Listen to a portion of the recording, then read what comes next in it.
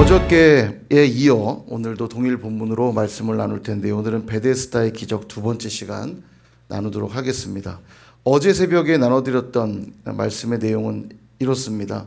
베데스다를 향해 있던 우리의 시선을 내 옆에 와 있는 주님께로 돌리자고 말씀을 드렸죠. 그럴 때 기적은 시작이 된다고 하였습니다.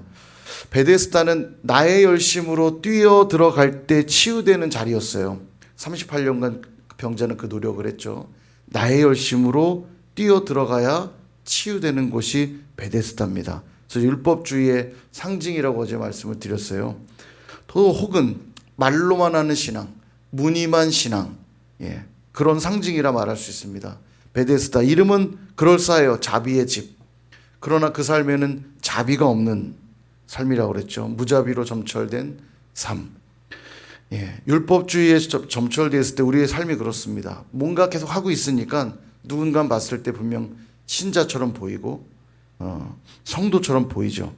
그러나 그 삶에는 주님이 계시지 않으니까, 복음이 있지 않으니까 자유가 없고 기쁨이 없고 평강이 없어요. 늘 죄책감과 죄책감에 사로잡혀서 또 의무감에 사로잡혀서 행하게 되어 있지요. 그러나 진정한 치유와 기적은 베데스다에 뛰어들어 일어나는 게 아니라 우리 주님을 만날 때 일어나는 것입니다. 그러므로 네 자리를 들고 걸어가라 하시는 주님의 음성을 들을 때에 우리는 진정한 자비를 경험하고요, 기적을 체험하게 되는 줄 믿습니다. 혹여라도 우리 안에 있는 전통과 관습이란 이름으로 주님도 없이 복음도 없이 그냥 내 몸에 배어 있는 채로 복음과 관계없이 살아가는 모습이 있다면 그 모든 다른 복음, 비슷하게 하고 있다고 다 복음이 아니에요. 주님이 없고 복음이 없다면 비슷한 형태를 지니고 있어도 그건 복음이 아닙니다. 그건 다른 복음이에요. 다른 복음들은 절연히 다 잘라버리시고 다시금 말씀으로 성령으로 새롭게 되는 베데스다의 기적이 저와 여러분에게 일어날 수 있기를 주님의 이름으로 축원드립니다. 자, 오늘 두 번째 시간 나눌 텐데요. 오늘 본문을 잘 보면 주님이 38년 된 명절 찾아오시죠. 그게 복음입니다. 복음은 그런 것이에요. 내가 주님을 알아보고 찾아가는 것이 아니라, 그럴 수 있는 실력도 우리에겐 없죠. 주님이 먼저 우리에게 찾아와 주시는 것. 그게 복음입니다. 어제 이승재 목사님 간증 들으면서 우리가 또 느끼는 대목 아니겠어요? 철저한 불교 신자. 그 마음에 석가모니를 존경하고 사랑하든지 말든지 그냥 몸에 배어 있었던 철저한 불자. 어제 그 불경을 기가 막히게 외우죠. 그렇게 달달 외우시는 분은 저도 처음 본 것 같아요. 아무리 불자라고 그래도 그렇게 달달 외우는 분 저도 거의 못 봤거든요. 이분 진짜 백이었던 것 같아요, 이분은요. 근데 아무튼 보면 주님이 그 삶을 찾아가는 여정을 우리가 들으면서 주님을 만나고 싶어 찾아간 게 아니에요. 주님 관심도 없고 거절하고 피하는데 하는 그때그때마다 붙여주시는 사람들을 통해 결국은 마침내 너는 죄인이라고 하는 그 복음 앞에 무너져 버리는 것들을 보게 됩니다. 그게 은혜이고 기적이에요. 사람이 변하는 것만큼 놀라운 기적은 없어요. 결국 찾아오셔서 우리의 눈을 뜨게 하시니 그게 기적입니다. 그렇게 찾아오신 주님이 뭐라고 질문하냐면 6절에 네가 낫고자 하느냐 이렇게 질문하세요. 네가 낫고자 하느냐. 이제 그때 그가 대답을 하는데 이렇게 대답을 하죠. 7절에 물이 움직일 때에 나를 넣어주는 사람이 없어서 다른 사람이 먼저 내려갑니다. 여러분, 이 말의 뜻이 뭐라고 들리세요? 이게 되게 중요한데요. 물이 움직일 때 나를 넣어주는 사람이 없어 다른 사람이 먼저 내려갑니다. 네가 낫고 싶으냐 했더니 다른 사람이 늘 먼저 내려가요. 이 말이 뭐라고 들리세요? 표면적으로는 물이 동할 때 나를 좀 넣어주십시오 이렇게 들리죠. 근데 물이 언제 동할지도 모르고 내 옆에 계속 계셔주세요 이런 뜻인지, 여하튼 표면적으로는 물이 움직일 때 나를 좀 넣어주세요 처럼 들리지만 그런 이야기가 아닙니다. 38년 동안 왜 그런 시도가 없었겠어요? 물에 들어가 보려는 시도는 수없이 해왔을 거 아닙니까? 병이 들었던 초창기 때는 가족도 있었을 거고요, 친구들도 있었을 겁니다. 그러나 실패했고요. 지금은 곁에 아무도 없어요. 혼자서도 별짓 다 해봤겠죠. 몸을 어떻게든 흔들어 보고 별짓 다 해봤을 겁니다. 그런데 38년 동안 단 한 번도 물에 들어가는 걸 성공해 본 적이 없어요. 몇 번이나 들어갔는데 안 난 게 아니라 들어가 본 적이 없어요. 결국 38년 동안 그가 깨달은 건 뭐냐? 물에 들어가는 방법으로는 자기 병을 고칠 수 없다는 걸 그는 철저하게 깨달았을 거예요. 38년이 뭡니까? 여러분 1, 2년만 노력해도 사람은 아마 포기하게 될 거예요. 1, 2년이 뭐예요? 한두 달만 시도해도 안 되면 아마 포기할걸요? 김병의 효자 없다고 가족들도 다 떠나고 친구도 다 떠나고 홀로 외로이 누워있는 그 자리에서 38년 된 자신의 삶에 무슨 희망이 있었겠어요? 더 정확히 말하면 자신의 삶엔 더 이상 희망이 없다고 자포자기한 지 오래됐을 겁니다. 근데 이때 갑자기 한 명이 나타났어요. 한 사람이. 자기를 찾아주신 것도 고마운데 아무도 누가 말을 걸어주겠습니까? 그렇게 버려진 자기의 삶에 찾아와 주신 것도 감사한데 그분의 말씀이 이랬어요. 네가 낫고자 하느냐? 네가 정말 낫고 싶으냐? 이 말이 어떻게 들렸을까요? 모든 희망이 사라졌을 그때 자기를 찾아와 주신 것도 고마운데 낫고자 하느냐 묻는 그 음성이 이게 어쩌면 나의 마지막 기회일지도 모르겠다.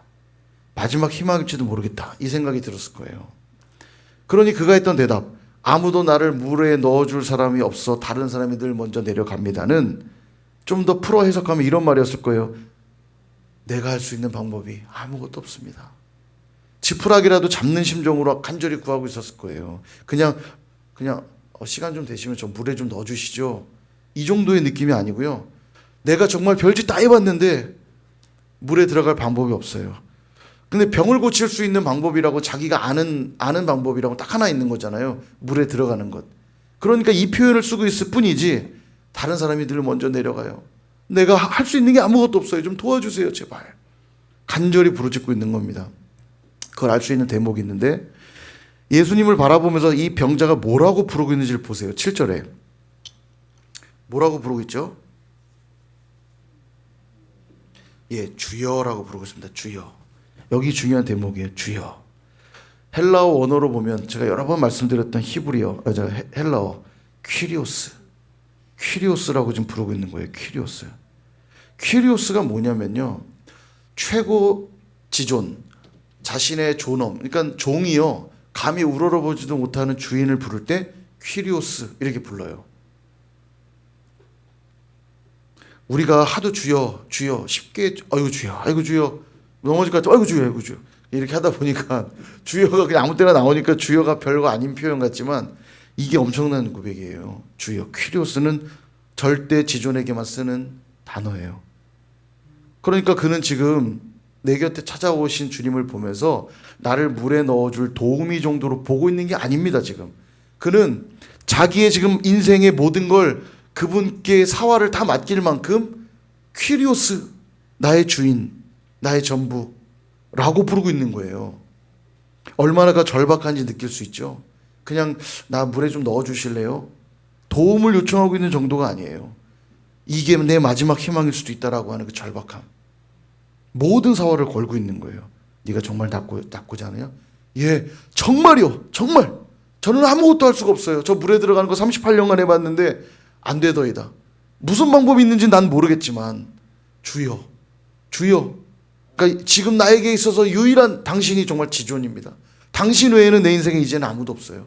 제발 좀 도와주세요. 제발. 고백하고 있는 겁니다. 사랑하는 여러분, 기독교 신앙의 위대함이 여기 있어요. 세상 모든 종교는 자기의 열심으로 신을 향해 나아갑니다. 우리 어제도 들었잖아요. 이승재 목사님 그 3,000배, 1,000배, 3,000배. 와, 저도 그렇게 오래 기도해야 되는지 몰랐는데 새벽에 일어나면 밤 9시까지 해야 된다고 그러잖아요. 왜 그렇게 할까요? 그래야 신을 감동시킨다고 믿기 때문에 그렇게 하는 겁니다. 죄가 있다면 그 죄를 씻기 위해 죄를 씻을 만큼의 선행과 고행이 필요하다고 믿고요. 그래야 신이 감동돼서 용서해 준다고 믿는 거고요. 세상 모든 종교 그래요. 이슬람도 그렇습니다. 라마단 기간 되면 한 달간 금식하고요. 하루에 5번씩 기도 시간이 정해져 있어요. 되게 좋아 보이지만 그들 되게 율법주의적이거든요. 이슬람 굉장히 율법적입니다. 겉으로 볼 땐 이런 신자들이 없죠. 근데 그렇게 해야지 알라를 감동시킨다고 믿는 겁니다. 이들은요. 근데 기독교는 달라요. 기독교는 철저하게 자기의 무력함을 고백하는 종교입니다. 철저하게 바닥에 엎드리면 엎드릴수록 하나님의 능력이 부어지는 종교라는 표현도 사실은 어울리지 않지만 그렇게 되는 종교가 기독교예요. 변화산에서 내려오신 주님 앞에 귀신 들린 아들을 둔 아버지가 엎드리잖아요. 제자들이 못 고치더이다. 할 수 있거든. 우리 아들을 좀 고쳐주십시오. 주님 말씀합니다. 할 수 있거든이 무슨 말이냐. 믿는 자에게 능치 못함이 없느니라. 그러자 그럼 우리가 뭐라고 대답해야 돼요? 믿는 자에게 능치 못함이 없다고 생각. 제가 믿습니다. 많이 믿습니다. 죽도록 믿습니다. 최선을 다해 믿을 테니. 이래야 될 것 같은데 그는 이렇게 고백해요. 나의 믿음 없음을 도와주소서. 내가 믿나이다. 나의 믿음 없음을 도와주소서. 내가 아무것도 아니라는 사실, 내게 아무런 능력이 없다는 사실, 이걸 고백하는 게 기독교예요. 그러면 하나님의 크신 능력이 그 위에 부어지는 겁니다. 그때 하나님 그를 고쳐주시는 거예요. 귀신아 물러가라. 그러니까 할 수 있는 일이라고 딱 하나 있는 거예요. 철저하게 하나님 붙잡는 일. 지금 38년 된 병자가 지금 그렇게 구하고 있는 겁니다. 나의 퀴리오스, 나의 주인, 나의 전부시여. 나는 아무것도 할 수 없습니다. 나를 좀 도와주세요. 그리고 그렇게 절박하게 구하는 자들을 주님 절대 외면하지 않으시고 놀라운 기적의 은혜를 베푸시는 거예요. 오늘 둘째 날 새벽 제가 주목하고 싶은 건 이 주여라고 하는 고백입니다. 이 퀴리오스의 고백은 철저하게 나는 아무것도 아니라는 걸 알고 주님은 전능한 분이라는 걸 믿는 믿음의 고백을 드리는 것입니다. 이게 퀴리오스의 고백이에요. 우리는 그래요. 내가 뭐라도 할 수 있다고 여겨지잖아요. 절대 주님 앞에 엎드리지 않습니다. 잘 한번 여러분 삶을 돌아보세요. 내가 그래도 할 수 있다고 여기면 보세요. 절대 기도 안 해요. 절대로. 간절히 구하지도 않습니다. 이런저런 방법 실컷 동원하고 다 해보고 방법이 없게 됐을 때 그제서 항복하죠. 먼저 항복 안 해요. 그래서 신앙은 뭐냐면 한시라도 빨리 주님 앞에 엎드리는 행위. 그게 신앙입니다. 그래서 신앙이 좋은 사람들은 어떤 사람들이냐? 바짝바짝 그때그때 그냥 주님께 엎드리는 사람이 신앙이 좋은 사람인 거예요. 이것저것 막 율법적인 행위가 많은 사람이 신앙 좋은 게 아니고요. 바로바로 납작납작 엎드리는 사람이 신앙이 좋은 사람이고요. 교만한 자는 누구냐? 하여간 자기 힘으로 끝까지 해보려고 아둥바둥 되는 사람이 교만한 자죠. 그래서 우리 입술에서 주여라는 고백이 나오는 건 너무나 귀하고 꼭 필요한 고백입니다. 단순히 주여 외치는 행위를 제가 지금 강조하는 게 아니라 주여라고 하는 순간 그분과 인격적 관계를 맺고 있는 거예요. 당신이 아니시면 안 됩니다. 내 인생으로 들어오십시오. 정말 어제 말씀과 계속 매칭될 수밖에 없는데 죄인이라는 사실을 깨닫는 순간 당신이 나의 주인이라는 걸 깨달아요. 그러니까 나도 용서받을 수 있나요? 나도 받아주실 수 있나요?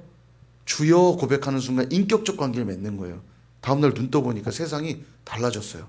아스팔트 검정색도 아름다워질 만큼 인생이 달라진 거예요. 새소리가 들리기 시작하고 반짝반짝하는 그 햇빛이 한 번도 눈에 들어온 적이 없는데 이렇게 세상이 아름답구나. 인생이 달라진 게 아무것도 없는데 여전히 자기의 삶은 똑같고 자기의 가정 환경은 똑같고 달라진 게 없는데 주님 인격적으로 만나고 나니까 세상이 달라져요. 이게 기적이 시작된 거죠. 보세요. 제가 어제 아내랑도 그런 얘기 했는데 이승재 목사님 주님 그렇게 안 만났다고 생각해보세요. 망가진 인생 되지 않았을까요? 근데 주님 만난 그거 하나 때문에 완전히 삶이 달라졌잖아요. 이렇게 복음 앞에 헌신돼서 선교사로 헌신해서 복음 전하고 모르겠어요. 인간적으로 보면 아직도 되게 부러워할 만한 삶은 아닐지도 모르겠어요. 이렇게 부자도 아니시고 그러나 표정과 그의 삶을 나누는 모습을 보면 부럽잖아요. 그 안에 기쁨이 있는 게 느껴지시잖아요. 그죠? 기적이 시작된 거죠. 삶에 아름다운 아내를 만나서 이 사모님도 굉장히 귀합니다. 굉장히 헌신돼 있는 귀한 분인데 사모님 만나서 새 자녀 낳고 자녀들에게서 이런 가정 저도 만들 거예요. 그런 고백 드릴 때 얼마나 뭉클하고 행복함을 느끼겠습니까? 그게 어디서부터 시작됐냐면 이 기적의 역사는 주님과 인격적 관계를 맺는 순간부터 시작된 거예요. 어제 말씀에서 주님과 무관했던 율법주의에 사로잡힌 내 안에 있는 종교적 전통, 관습들을 버렸다면 이제 그 다음은 주님과 인격적 관계를 맺는 자리로 나아가야 됩니다. 그냥 나를 도와주시는 분 정도로 여겨서는 안 되고요. 그분이 내 인생의 전부라고 하는 이 퀴리오스의 고백을 드리는 자리로 갈 때 생명과 풍성한 삶이 우리에게 시작되는 겁니다. 이걸 믿으셔야 돼요. 주님을 인격적으로 모셔드리는 자리. 그래서 나의 주, 나의 하나님으로 모시는 관계가 시작될 때 기적이 시작되는 거예요. 우리가 성장한다고 할 때도 그렇습니다. 키가 컸다고 성장한 게 아니에요. 키가 커도 소통할 수 있는 능력이 없으면 우리는 성장했다고 말하지 않습니다. 그죠? 장애가 있다고 말하겠죠. 사회적 소통 능력이 늘어갈 때 우리는 성장했다고 말해요. 부모님과의 소통이 늘어가야 되고요. 친구들과 이웃들과 소통하는 게 발전할 때 성장했다고 말해요. 그런 자들은 건강하게 자기 생각을 나눌 수 있고 또 다른 사람의 의견을 들을 수 있어요. 이게 희한하죠. 50이 되고 60되고 70되고 인생을 많이 살았다고 그래서 다 소통하는 건 또 아니에요. 하나님과의 관계도 마찬가지입니다. 하나님을 깊이 만날 때 기적 역사가 시작되는데 그러기 위해 가장 먼저 시작되는 게 주님과의 인격적 만남이고 주님과의 소통이에요. 주님과의 친밀함입니다. 이게 일단 시작이 돼야 돼요.